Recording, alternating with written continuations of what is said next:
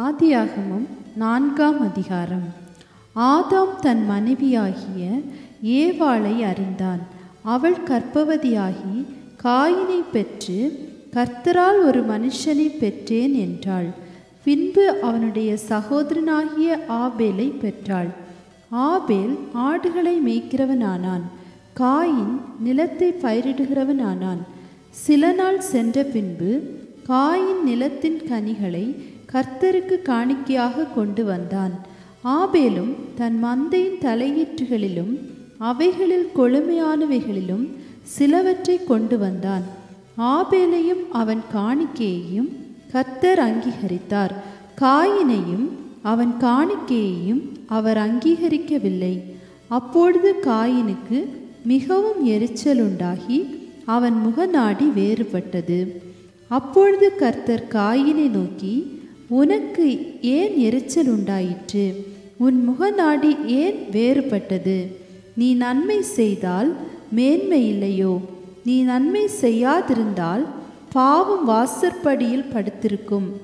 அவன் ஆசை உன்னை பற்றி இருக்கும். நீ அவனை ஆண்டு கொள்ளுவாய் என்றார். காயின் தன் சகோதரனாகிய ஆபேலோடே பேசினான். அவர்கள் வயல்வெளியில் இருக்கும் சமயத்தில் காயின் தன் சகோதரனாகிய ஆபேலுக்கு விரோதமாய் எழும்பி அவனை கொலை செய்தான். கர்த்தர் காயினை நோக்கி, உன் சகோதரனாகிய ஆபேல் எங்கே என்றார். அதற்கு அவன், நான் அறியேன், என் சகோதரனுக்கு நான் காவலாளியோ என்றான்.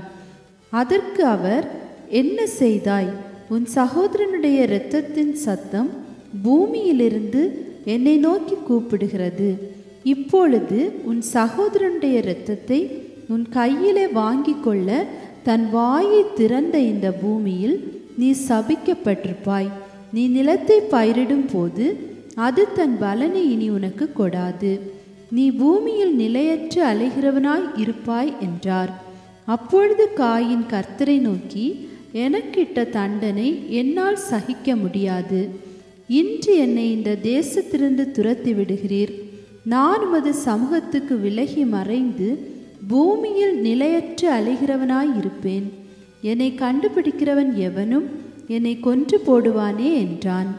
அப்பொழுது கர்த்தர் அவனை நோக்கி, காயினை கொல்லுகிற எவன் மேலும் 7 பழி சுமரும் என்று சொல்லி, காயினை கண்டுபிடிக்கிறவன் எவனும் அவனை கொன்று போடாதபடிக்கு கர்த்தர் அவன் மேல் ஒரு அடையாளத்தை போட்டார். அப்படியே காயின் கர்த்தருடைய சந்நிதியை விட்டு புறப்பட்டு ஏதேனுக்கு கிழக்கான நோத் என்னும் தேசத்தில் குடியிருந்தான். காயின் தன் மனைவியை அறிந்தான். அவள் கர்ப்பவதியாகி ஏனோக்கை பெற்றாள். அப்பொழுது அவன் ஒரு பட்டணத்தை கட்டி அந்த பட்டணத்துக்கு தன் குமாரனாகிய ஏனோக்குடைய பெயரை இட்டான். ஏனோக்கு ஈராத் பிறந்தான். ஈராத் மெகுயாவேலை பெற்றான். மெகுயாவேல் மெத்துசாவேலை பெற்றான். மெத்துசாவேல் லாமேக்கை பெற்றான். லாமேக் 2 ஸ்திரீகளை விவாகம் பண்ணினான். ஒருத்திக்கு ஆதாள் என்று பேர், மற்றொருத்திக்கு சில்லாள் என்று பேர். ஆதாள் யாபேலை பெற்றாள். அவன் கூடாரங்களில் வாசம் பண்ணுகிறவர்களுக்கும் மந்தை மேய்க்கிறவர்களுக்கும் தகப்பனானான். அவன் சகோதரனுடைய பேர் யூபால். அவன் கிண்ணரக்காரர் நாகசுரக்காரர் யாவருக்கும் தகப்பனானான். சில்லாளும் தூபால் காயினை பெற்றாள். அவன் பித்தளை இரும்பு முதலியவற்றின் தொழிலாளர் யாவருக்கும் ஆசாரியனானான். தூபால் காயினுடைய சகோதரி நாமாள். லாமேக் தன் மனைவிகளை பார்த்து, ஆதாளே சில்லாளே, நான் சொல்வதை கேளுங்கள்.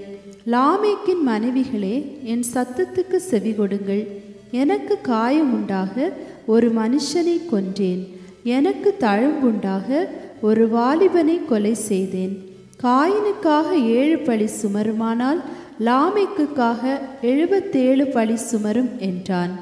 பின்னும் ஆதாம் தன் மனைவியை அறிந்தான். அவள் ஒரு குமாரனை பெற்று, காயின் கொலை செய்த ஆபேலுக்கு பதிலாக தேவன் எனக்கு வேறொரு புத்திரனை கொடுத்தார் என்று சொல்லி அவனுக்கு சேத் என்று பெயரிட்டாள். சேத்துக்கும் ஒரு குமாரன் பிறந்தான். அவனுக்கு ஏனோஸ் என்று பெயரிட்டான். அப்பொழுது மனுஷர் கர்த்தருடைய நாமத்தை தொழுது கொள்ள ஆரம்பித்தார்கள். ஆதியாகமம் 5ஆம் அதிகாரம். ஆதாமின் வம்ச வரலாறு. தேவன் மனுஷனை சிருஷ்டித்த நாளிலே அவனை தேவ சாயலாக உண்டாக்கினார். அவர்களை ஆணும் பெண்ணுமாக சிருஷ்டித்து அவர்களை ஆசீர்வதித்து அவர்களை சிருஷ்டித்த நாளிலே அவர்களுக்கு மனுஷர் என்று பெயரிட்டார். ஆதாம் 130 வயதான போது தன் சாயலாக தன் ரூபத்தின்படியே ஒரு குமாரனை பெற்று அவனுக்கு சேத் என்று பெயரிட்டான். ஆதாம் சேத்தை பெற்ற பின் 800 வருஷம் உயிரோடிருந்து குமாரரையும் குமாரத்திகளையும் பெற்றான். ஆதாம் உயிரோடிருந்த நாளெல்லாம் 930 வருஷம். அவன் மரித்தான். சேத் 105 வயதான போது ஏனோசை பெற்றான். சேத் ஏனோசை பெற்ற பின் 807 வருஷம் உயிரோடிருந்து குமாரரையும் குமாரத்திகளையும் பெற்றான். சேத்துடைய நாளெல்லாம் 912 வருஷம். அவன் மரித்தான். ஏனோஸ் 90 வயதான போது கேனானை பெற்றான். ஏனோஸ் கேனானை பெற்ற பின் 815 வருஷம் உயிரோடிருந்து குமாரரையும் குமார்த்திகளையும் பெற்றான். ஏனோசுடைய நாளெல்லாம் 905 வருஷம். அவன் மரித்தான். கேனான் 70 வயதான போது மகாலயேலை பெற்றான். கேனான் மகாலயேலை பெற்ற பின் 840 வருஷம் உயிரோடிருந்து குமாரரையும் குமார்த்திகளையும் பெற்றான். கேனானுடைய நாளெல்லாம் 910 வருஷம். அவன் மரித்தான். மகாலயேல் 65 வயதான போது யாரேத்தை பெற்றான். மகாலயேல் யாரேத்தை பெற்ற பின் 830 வருஷம் உயிரோடிருந்து குமாரரையும் குமார்த்திகளையும் பெற்றான். மகாலயேலுடைய நாளெல்லாம் 895 வருஷம். அவன் மரித்தான். யாரேத் 162 வயதான போது ஏனோக்கை பெற்றான். யாரேத் ஏனோக்கை பெற்ற பின் 800 வருஷம் உயிரோடிருந்து குமாரரையும் குமார்த்திகளையும் பெற்றான். யாரேத்துடைய நாளெல்லாம் 962 வருஷம். அவன் மரித்தான். ஏனோக் 65 வயதான போது மெத்துசாலாவை பெற்றான். ஏனோக் மெத்துசாலாவை பெற்ற பின் 300 வருஷம் தேவனோடு சஞ்சரித்து கொண்டிருந்து குமாரரையும் குமார்த்திகளையும் பெற்றான். ஏனோக்குடைய நாளெல்லாம் 365 வருஷம். ஏனோக் தேவனோடே சஞ்சரித்து கொண்டிருக்கையில் காணப்படாமற் போனான். தேவன் அவனை எடுத்து கொண்டார்.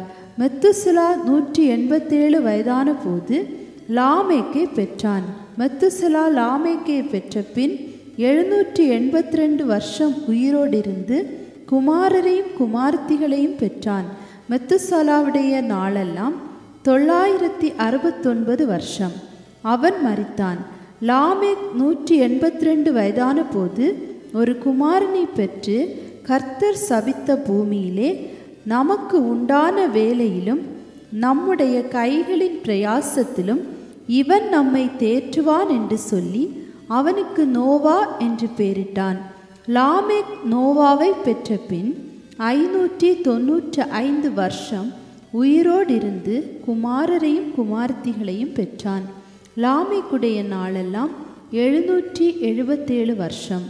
அவன் மரித்தான். நோவா 500 வயதான போது சேம், காம், யாபேத் என்பவர்களை பெற்றான். மனுஷர் பூமியின் மேல் பெருக துவக்கி அவர்களுக்கு குமார்த்திகள் பிறந்தபோது தேவகுமாரர் மனுஷகுமார்த்திகளை அதிக சௌந்தரியம் உள்ளவர்களென்று கண்டு அவர்களுக்குள்ளே தங்களுக்கு பெண்களை தெரிந்து கொண்டார்கள். அப்பொழுது கர்த்தர், என் ஆவி என்றைக்கும் மனுஷனோடே போராடுவதில்லை, அவன் மாம்சந்தானே, அவன் இருக்க போகிற நாட்கள் 120 வருஷம் என்றார். அந்நாட்களில் ராட்சதர் பூமியிலே இருந்தார்கள். பின்பு தேவகுமாரர் மனுஷகுமாரத்திகளோடே கூடுகிறதினால் இவர்கள் அவர்களுக்கு பிள்ளைகளை பெற்றபோது இவர்களும் பூர்வத்தில் பேர் பெற்ற மனுஷராகிய பலவான்கள் ஆனார்கள். மனுஷனுடைய அக்கிரமம் பூமியிலே பெருகினதென்றும் அவன் இருதயத்து நினைவுகளின் தோற்றமெல்லாம் நித்தமும் பொல்லாததே என்றும் கர்த்தர் கண்டு தாம் பூமியிலே மனுஷனை உண்டாக்குனதற்காக கர்த்தர் மனஸ்தாபப்பட்டார். அது அவர் இருதயத்துக்கு விசனமாயிருந்தது. அப்பொழுது கர்த்தர், நான் சிருஷ்டித்த மனுஷனை பூமியின் மேல் வைக்காமல் மனுஷன் முதற்கொண்டு மிருகங்கள், ஊரும் பிராணிகள், ஆகாயத்து பறவைகள் பரியந்தமும் உண்டாயிருக்கிறவைகளை நிக்கிரகம் பண்ணுவேன். நான் அவர்களை உண்டாக்குனது எனக்கு மனஸ்தாபமாயிருக்கிறது என்றார். நோவாவுக்கோ கர்த்தருடைய கண்களில் கிருபை கிடைத்தது. நோவாவின் வம்ச வரலாறு. நோவா தன் காலத்தில் இருந்தவர்களுக்குள்ளே நீதிமானும் உத்தமனுமாயிருந்தான். நோவா தேவனோடே சஞ்சரித்து கொண்டிருந்தான். நோவா சேம், காம், யாபேத் என்னும் 3 குமாரரை பெற்றான். பூமியானது தேவனுக்கு முன்பாக சீர்கெட்டதாய் இருந்தது. பூமி கொடுமையினால் நிறைந்திருந்தது. தேவன் பூமியை பார்த்தார், இதோ அது சீர்கெட்டதாய் இருந்தது. மாம்சமான யாவரும் பூமியின் மேல் தங்கள் வழியை கெடுத்து கொண்டிருந்தார்கள். அப்பொழுது தேவன் நோவாவை நோக்கி, மாம்சமான யாவரின் முடிவும் எனக்கு முன்பாக வந்தது. அவர்களாலே பூமி கொடுமையினால் நிறைந்தது. நான் அவர்களை பூமியோடு கூட அழித்து போடுவேன். நீ கொப்பேர் மரத்தால் உனக்கு ஒரு பேழையை உண்டாக்கு. அந்த பேழையிலே அறைகளை உண்டு பண்ணி அதை உள்ளும் புறம்புமாக கீழ் பூசு.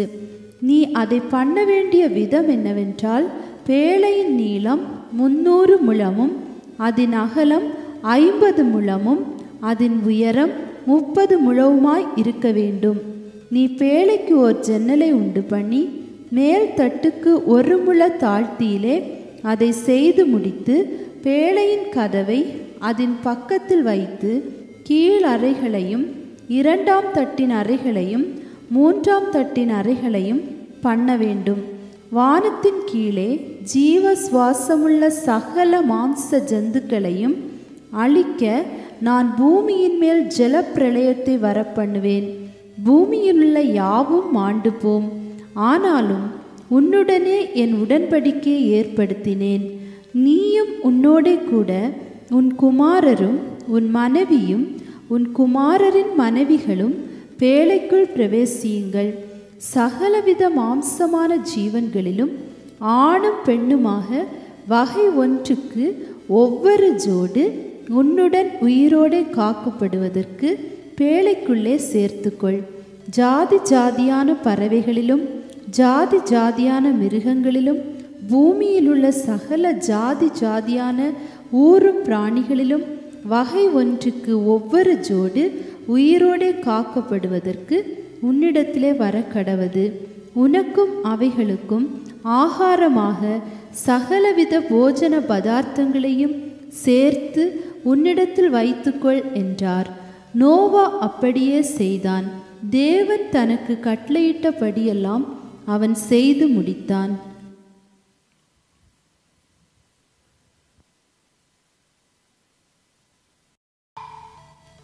ஆதியாகமம் 4ஆம் அதிகாரம். ஆதாம்